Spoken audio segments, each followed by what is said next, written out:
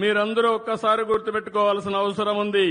ఈ రోజు నేను ఇక్కడికి వచ్చింది నెట్ జీరో వేస్ట్ అంటే నెట్ జీరో అంటే చాలా మంది అనుకుంటారు ఈ చెత్త అంటే చెత్త అని.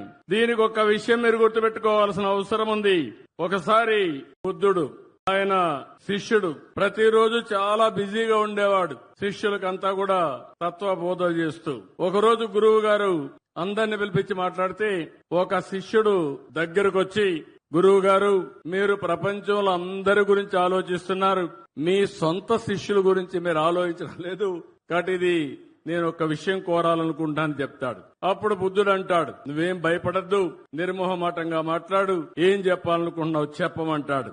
అప్పుడు శిష్యుడు అంటాడు, ప్రభు నా బట్టలు పూర్తిగా చినిగిపోయినాయి, ప్రతి ఒక్కరూ నా వస్త్రాలు చూసి నవ్వుతున్నారు, హేళన చేస్తున్నారు, కాబట్టి ఒక బట్టలు ఒక జత ఇవ్వండి, కొత్త బట్టలు కట్టుకుంటానని చెప్పి అడుగుతాడు.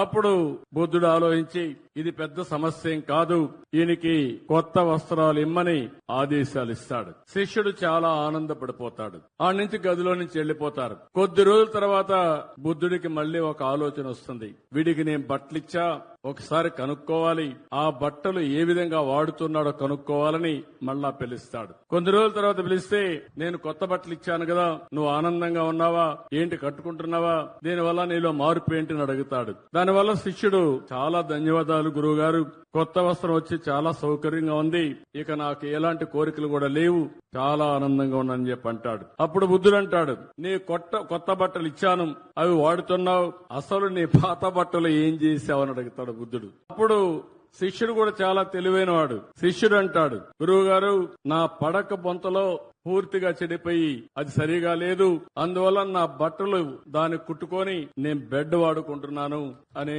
శిష్యుడు చెప్తాడు. అప్పుడు మళ్లీ బుద్ధుడికి ఒక ఆలోచన వస్తుంది.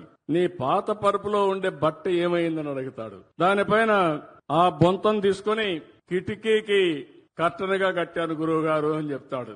అప్పుడు గురువు గారు అడుగుతారు, నువ్వు దానికి కట్టనగా కట్టావు, మరి పాత తెర ఉంది కదా దాన్ని ఏం చేసావంటాడు.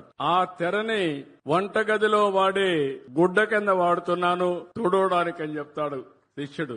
అప్పుడు ఆయన గురువు అడుగుతాడు మళ్లీ బుద్ధుడు, అంతవరకు వంటగదిలో వాడినటువంటి ఆ గుడ్డ ఏం చేసావని అడుగుతాడు. అప్పుడు అంటాడు, దాన్ని గది తుడవడానికి వాడుతున్నాను గురువు గారు అంటాడు. అంతవరకు ఒక గుడ్డ వాడావు కదా, దాన్ని ఏం చేసావని అడుగుతాడు. ఆ గుడ్డ పూర్తిగా చెడిపోయింది గురువు గారు, దారాలు అయిపోయింది, అది తీసుకొచ్చి మన కొవ్వు దీపాలు పెట్టినప్పుడు ఒత్తులు తయారు చేస్తాం, ఒత్తులు తయారు చేశాను, ఇక్కడ వెలిగే దీపం గురువు గారు నీ ముందర నేను వదిలిపెట్టినటువంటి బట్ట అని చెప్తాడు. అంటే మీరు గుర్తుపెట్టుకోవాల్సింది, అప్పుడు గురువు గారు బుద్ధుడు అంటాడు, అంటే ఈ ప్రపంచంలో ఏది కూడా వేస్ట్ కాదు. సారాంశం మీరు గుర్తుపెట్టుకోండి,